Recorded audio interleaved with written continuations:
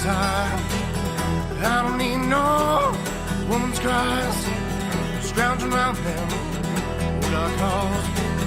Watch the devil when he's ready to call out. We run, oh down south. Never look into those eyes of Satan's wild. We run, oh down south.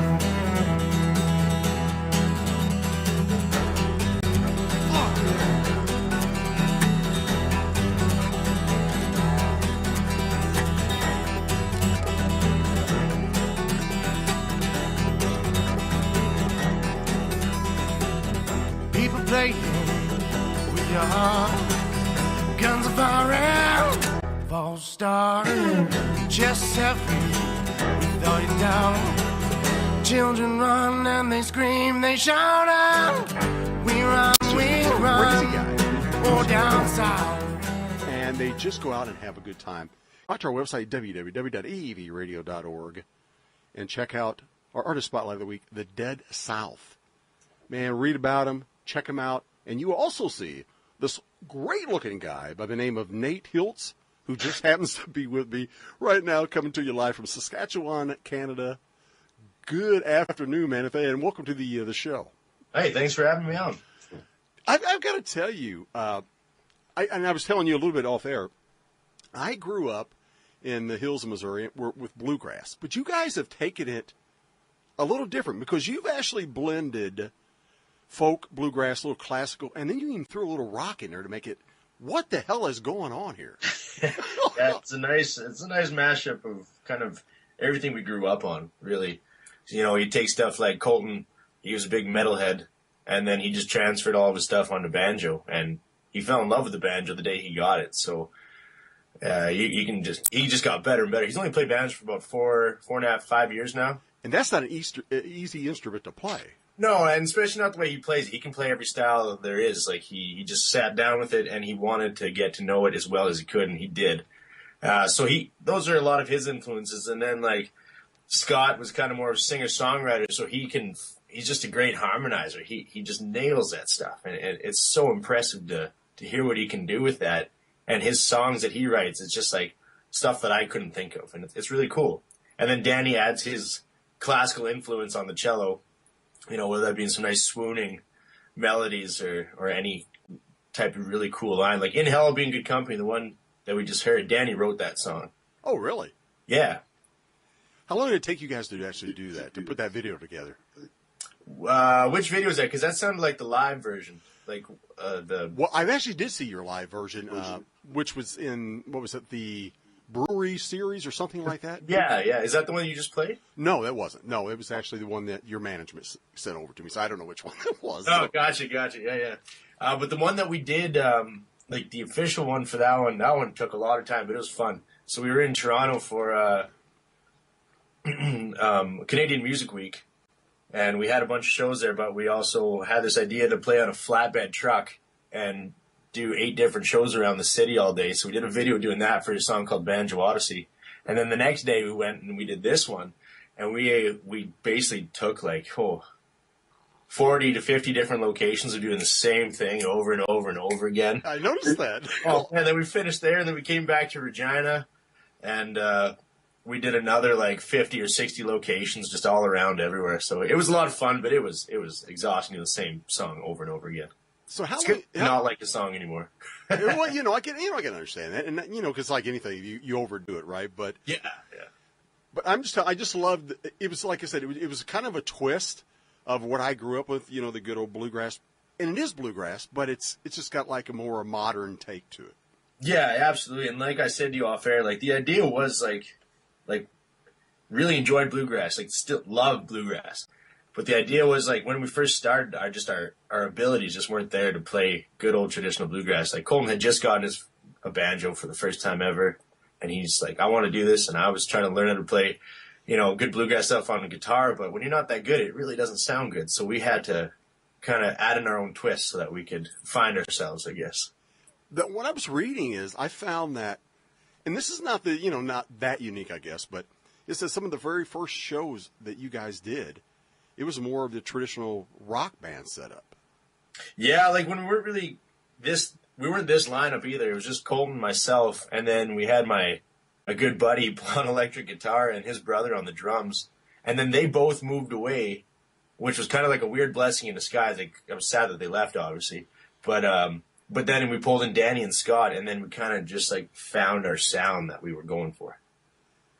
Well, see, I'm reading a line here, and I don't mean to be, and I know it's radio, so you can't have much of a down time, but it says, Scott enjoys singer-songwriter genre. Nate is just, he's just a mess. He's all over the place. What do you mean by that? Are you one of the I love all kinds of music, man. Like, I like anything from death metal to meatloaf to classical. You know, like if it's good and it hits me right, I'll listen to it and I'll get into it. And see, that's why I do the Mixing It Up show, because I get into all of it. I really do. Yeah, music's a great thing.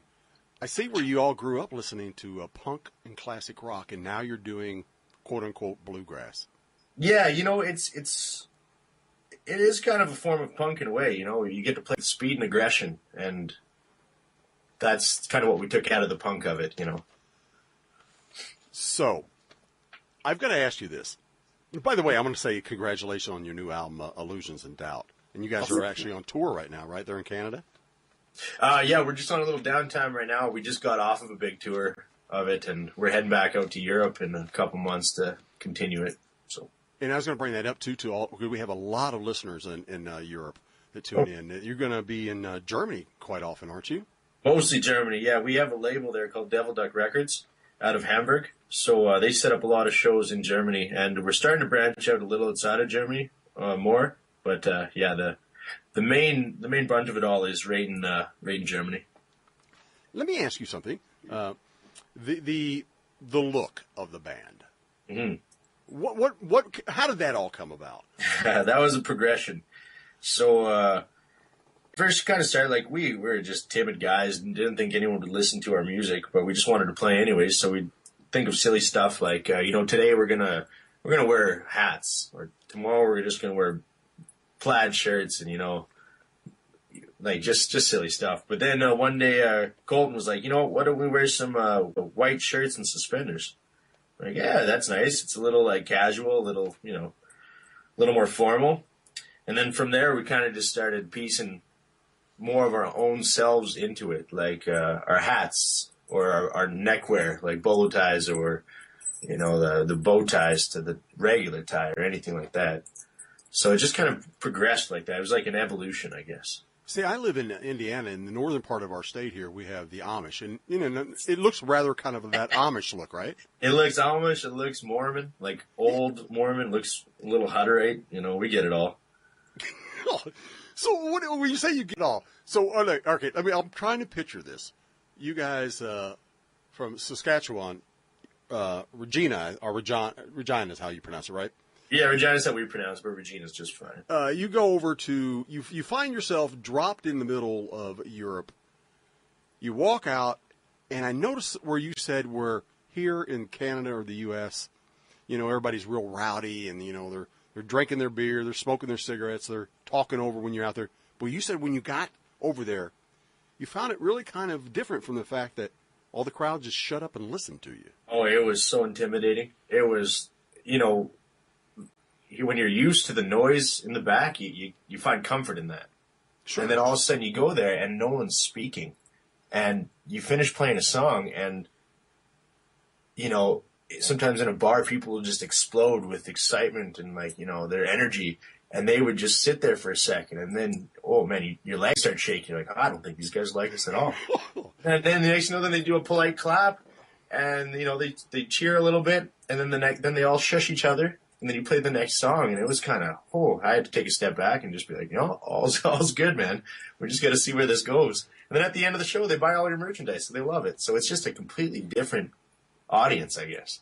Do you find that, though, refreshing, or do you find that, I know, like I said, I would be like you, I would take a step back because, okay, did they like me or not, but.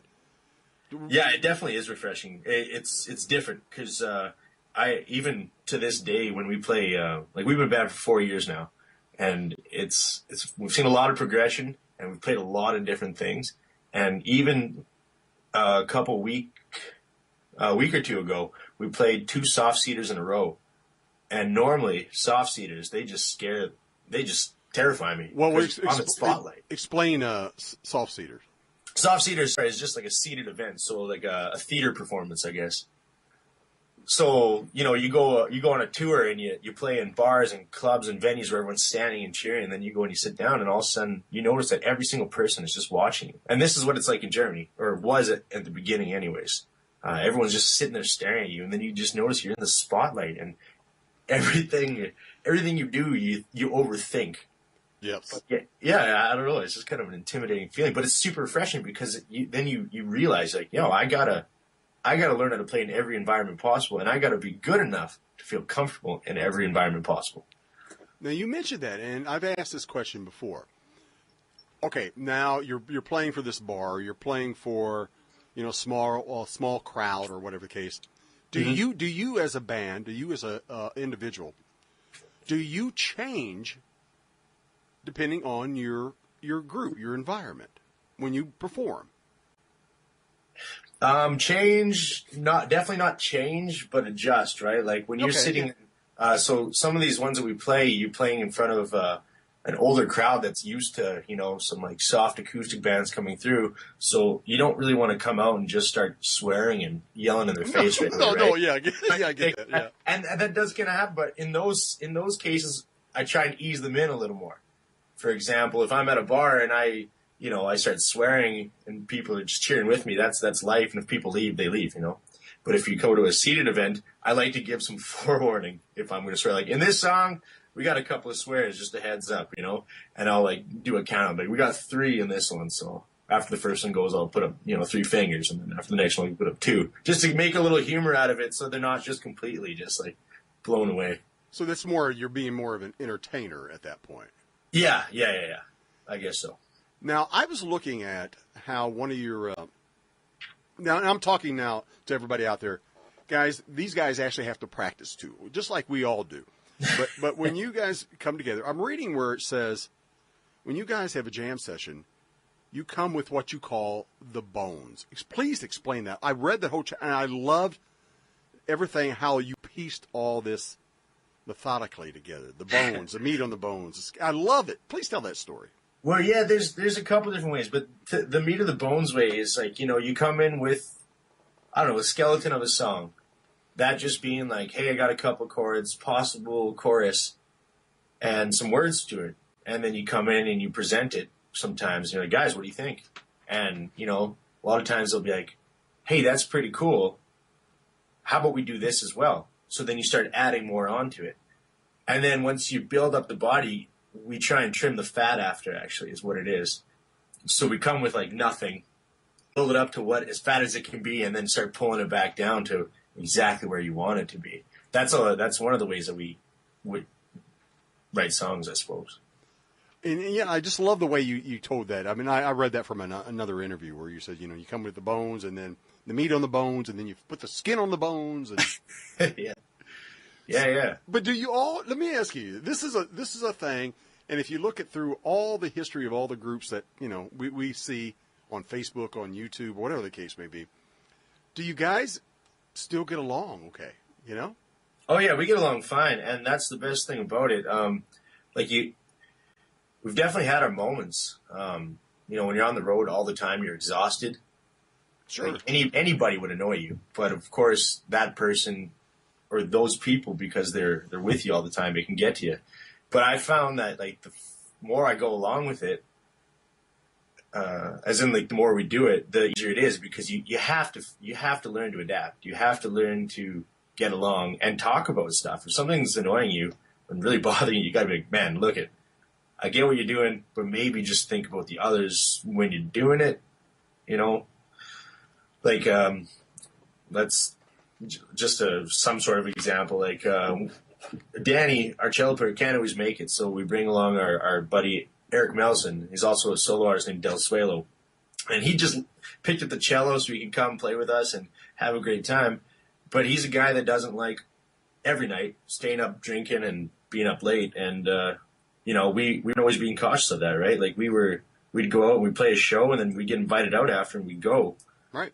And then we come back and he'd be trying to sleep and we turn on the TV and start eating chips and, you know, everything. Just have crack beer. And, you know, we weren't taking that into consideration when we should have, you know. But that's stuff you learn after time. Well, you know, it's like any relationship, right? I mean, whether you're being married, right? Yeah. I mean, you got to know what they like and what they don't, and don't push my button here, or, you know, so. But, you know, when you're on a tour, and like I said, you guys have already done a tour in Germany, and you're getting ready to go back to Europe. First of all, how long are your tours, and what is your typical day like when, because, you know, you're probably going to perform 2 hours, 3 hours maybe, but I know there's prep time going into it and prep time going out, but what do you do the rest of the time? Well, I suppose it depends where, because in Canada, a lot of times, like, our drives are fairly long to get from place to place. In Saskatchewan, like, if we're playing in Saskatoon, which is the next nearest city, that's 2 hours and 15 minutes about, which isn't too bad. So you do that, but if we want to go to Alberta, we play in Calgary, that's 8 hours from Regina. Wow. If we want to play Edmonton, that's around the same. Red Deer, all the same. If we want to go to Winnipeg, you got to drive at least 6 hours to the biggest city that way. So a lot of your days end up being driving. And depending on routing, so when we go to Europe, this will be our 7th tour, I think, coming up in Europe. And the routing's getting better, but like some of those first times, we would have to drive overnight and then wait. As soon as we got there, we'd have to sound check and then play an hour later, then go sleep, and then have to play again, and then get in the van and then do the same thing the next day. So it can be pretty exhausting because all you see is a lot of highway and then the venue you play at. When you say that, though, I mean, and come on, let's be honest, we're all human. And I know, and I'm not talking about once you get into 20 minutes of the show, but does it ever become, all right, this is a job now? Oh, there's days it feels like a job because there's, you know, when you're doing something you want to do, you push yourself to do it. But when you're at the extremities, like, so unfortunate story, our banjo player Colton just recently left the band before Christmas. And it was due to just exhaustion, like from us just pushing so hard all the time. And so, yeah, it does feel like a job some days. But other days it also feels like the best time of your life, you know? Sure. Yeah. Now, let me ask you, are you guys work full-time jobs other than doing this, or this is what you exclusively do now? Danny is a structural engineer, so he can't come all the time because his job is structured. Yes, it's very structured, yes. And he also was just finishing up his master's for stuff like that. Sweet. Scott's a Scott's a substitute teacher, so when he comes home, he can choose to work or not. It all depends on him. And Colton is a teacher as well. So myself, this is my main shtick right now. Well, I'll tell you what, you guys are doing one hell of a job. You caught not only my attention, but you're setting the world on fire. I mean, you're bringing a classic music, which I thought was dead, to be honest with you, back. Well, I'm glad you think so. You know, we enjoy what we're doing. We love writing songs and telling stories. Like that's the best part of it for myself is I like telling stories, and that's a good way to do it. And it's just playing music with these guys is fantastic. And, you know, people are going to hate it because it's different, and people are going to love it because it's different. So that's a beautiful thing about music. It's so subjective that you just put it out there and then you see what happens. Yeah, see, I fall in the latter part. I found that it's so different. I love it. You know, it's just like, wow. I do. Okay, I also understand you guys also have you're planning a North American tour, right? Yeah, we're getting a lot of interest from the United States now, and Canada's always nice to tour, but unless you have a lot of dates or the time, it's hard to do. So I think we're looking into, I'm not sure when exactly yet, but we're looking at planning out a nice, decent length U.S. tour. Well, you know, we're not too far from the Canadian border here where I'm at in Indiana, so I'd love to see you go down this way a little bit, maybe Detroit or something like that. Oh, it'd be fantastic. It'd be awesome to head over there. So how can people go out and buy your music, man? On our website, there's links to like iTunes, Spotify, Google Play, and stuff like that. Amazon. If you want physical, Amazon's the way to go. Or also our management team, Curve, they on their website, there's links to ordering albums and stuff as well. But the best way to do it is come see us at a show, because if you like the music, you're going to love the show. We want to make sure that everyone, is having a good time with us. So it's not us just sitting up there playing. We're up there, we're moving on, we're drinking beers, we're, drinking whiskey. We're having a nice time with everyone else. So do you sell merchandise too? Because I really want some of your stuff. Yeah, we do. We got hats, good, tips, or beanies, as you guys would say. Sweaters. Yeah, we got tank tops, everything. Well, I don't think I'm an old dude. I wouldn't look good in a tank top, but we're gonna go with that. But, ladies and gentlemen, Nate Hilts with the great band, The Dead South. Go out to our website, www.avradio.org. By the way, buy their latest CD, LP, whatever you like to call it nowadays, Illusions and Doubt. These guys are phenomenal. And Nate, you've done a great job. Do not hang up, by the way, when I get I will not. I'll stay right here. All right, man. But in the meantime, guys, go out, let them know you heard about them on American Veterans Radio. And Nate, thank you so much for joining me on the show and and sharing what you guys do. I love the fact that what we do here, we play different genres all the time, and you just put a smile on my face every Sunday. I'll just let you know that. I appreciate that. Thanks so much for having me on here, and I hope people enjoyed it. All right, guys, here is